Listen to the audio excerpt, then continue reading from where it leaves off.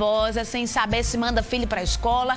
As que já têm certeza que vai mandar o filho para a escola têm muitas dúvidas. Para tirar essas dúvidas e trazer informação para as mães, eu estou aqui com a doutora Ticiana, tá? Jaqueline Ticiana é o nome da minha irmã. Nome bonito, viu? Ela é pediatra e vai contar para a gente, vai trazer aí à tona algumas dúvidas dos pais. Doutora, bom dia, seja bem-vinda ao nosso programa. Primeiro, né? Vamos começar sobre a máscara, né? Essa história de mudar de máscara de 2 em 2 horas é difícil para a criança, né?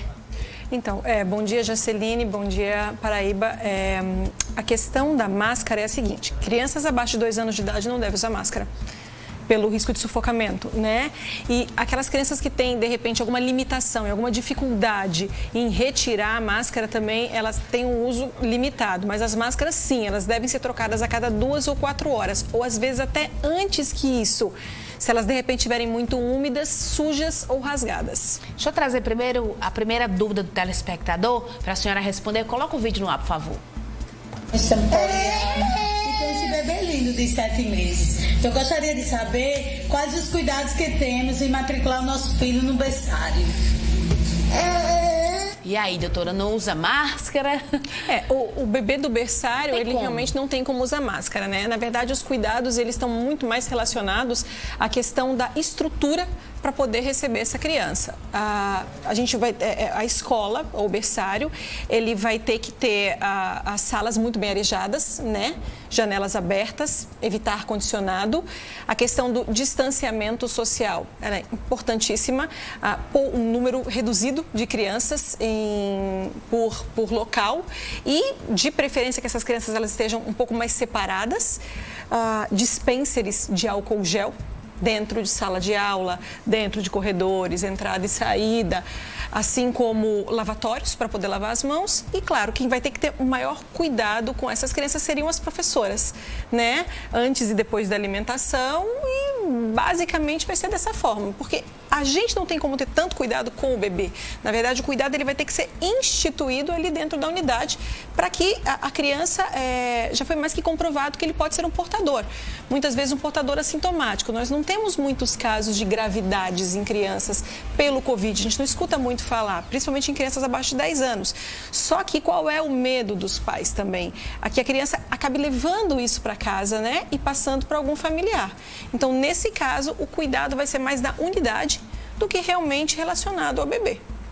Anne, minha diretora está uma pergunta que a professora Marcela Costa pergunta se em relação à educação física as crianças têm que usar máscara? Então, assim como nas academias, né? O ideal é que as crianças, porque a questão da educação física, as crianças vão estar muito próximas uma da outra. A gente não tem muito como, claro, existem as atividades que você consegue até separar, mas eventualmente as crianças vão se juntar. Então, o ideal é que elas usem máscara, sim, nas atividades físicas. Tem mais pergunta do povo? Oi, doutora. Aqui é Daiane Maciel. Eu queria perguntar, meu filho tem autismo, ele é obrigado a usar na sala de aula a máscara? Então, crianças com algum tipo de comorbidade, crianças com doenças crônicas, crianças que têm um pouco de dificuldade em utilizar a máscara, distanciamento social, seguir as regras, a gente sempre indica, se possível, a questão do ensino à distância. Não é o ideal. É o ideal, claro. A gente, na verdade, você vai conduzir a situação da forma que você possa. Mas o ideal seria que ele ainda, até que a gente tivesse que a população em massa ela já tivesse vacinada, que já houvesse uma diminuição desse risco, que essa criança, ela participasse à distância. Porque também as escolas, elas não vão poder voltar com full classe. A classe não vai poder estar cheia o tempo inteiro.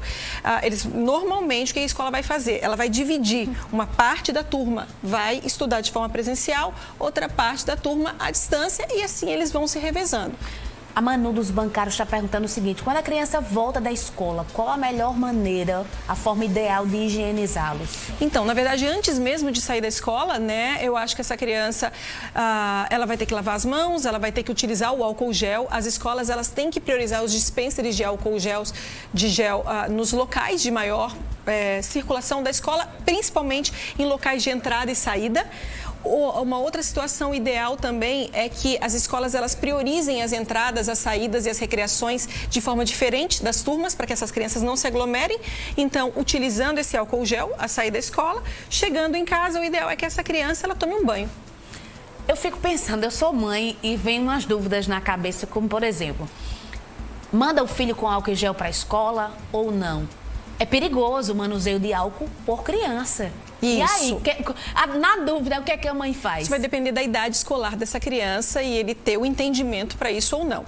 Caso ele tenha o entendimento, não tem problema a criança levar o álcool gel, desde que ela seja ensinada a utilizar aquele álcool gel e, claro, com a tutoria e supervisão dos funcionários e dos professores que estão ali também.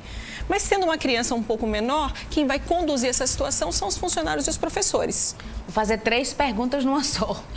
Primeiro, o ar-condicionado deve ficar ligado ou fechado.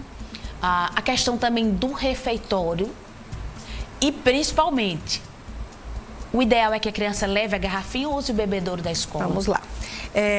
Ar-condicionado. O ideal é que o ideal é que as salas estejam arejadas com as janelas abertas e que não seja ligado o ar-condicionado, porque quer queira, quer não queira, fica todo mundo respirando aquele mesmo ar ali, mesmo utilizando máscara. Claro que cada escola tem a sua conformidade, né? Então isso vai variar, mas o ideal é que as janelas estejam abertas e que o ar-condicionado não esteja ligado. Com relação a horário de recreação, como eu falei, o ideal de entrada, saída e recreação não é que todas as turmas, como antes era feito no horário do recreio, participem ao mesmo tempo. O ideal é que as escolas elas dividam isso por turma, elas organizem os horários, assim a gente consegue evitar também a questão da aglomeração. Garrafinha, excelente pergunta. Todas as crianças devem levar a sua garrafinha de casa. Elas não devem utilizar o bebedor. Elas devem utilizar o bebedor para encher a garrafinha e não para compartilhar o bebedor. Doutora, uma dúvida muito recorrente nas mães. Esse período de pandemia, a imunidade tem que estar sempre em alta. Tem um tipo de lanche que seria ideal? Eu sei que a senhora não é um nutricionista, é pediatra, mas tem um tipo de lanche ideal para que as mães possam utilizar, por exemplo, para ajudar na nutrição do filho e mantê-lo aí com a suplementação vitamínica, que ajude na imunidade da criança? Então, Jaceline, independente de pandemia ou não, né? Claro que a gente está vivendo uma situação incomum a todos nós, mas independente da pandemia ou não, as mães, elas sempre devem optar por lanches naturais, por lanches saudáveis, à base de frutas, sanduíches naturais, evitar alimentos do que puder, evitar de todas as formas alimentos industrializados. Mantendo uma boa alimentação da criança, ela consegue manter um quadro imunológico, um quadro nutricional dessa criança satisfatório. 988665887 é o zap da JAS. Mande perguntas para a doutora Jaqueline. Doutora, é difícil, né, quando se trata em criança, porque a gente tem todo cuidado. Isso. A senhora falou em comorbidades, que as crianças com comorbidades deveriam, a orientação principal é que fiquem em casa. A senhora pode citar algumas comorbidades que, por exemplo, seria interessante que a mãe preferisse o ensino online? Claro, qualquer tipo de doença que isso possa vir comprometer a saúde da criança. Vamos dizer assim, uma criança que tenha um prematuro extremo. Essa criança, quando ela desenvolveu um quadro respiratório grave pela prematuridade, uma broncodisplasia pulmonar. Essa criança, ela deve assistir aula online. Isso. Crianças asmáticas, de repente, que são crianças que têm comorbidades. Não aquela criança asmática que volta e meia tem uma crise, mas aquelas crianças que são recorrentes. Essa criança é um quadro com uma comorbidade respiratória, então ela também deve assistir. Crianças cardiopatas, crianças com problemas cardíacos, Então, qualquer criança, a própria criança autista que tem um pouco de dificuldade em adaptação, ela tem as rotinas dela.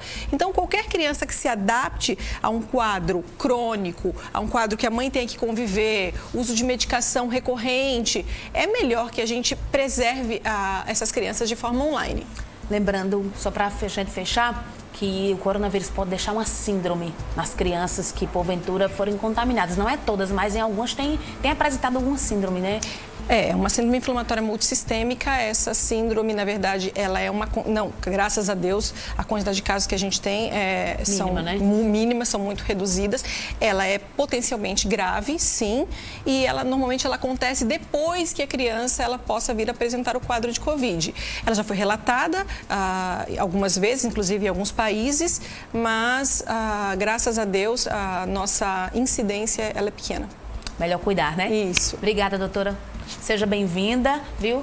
E vamos convidá-la outras vezes, porque a senhora bateu um papo muito legal. Acredito que muitas mães se esclareceram muitas dúvidas a partir desse papo.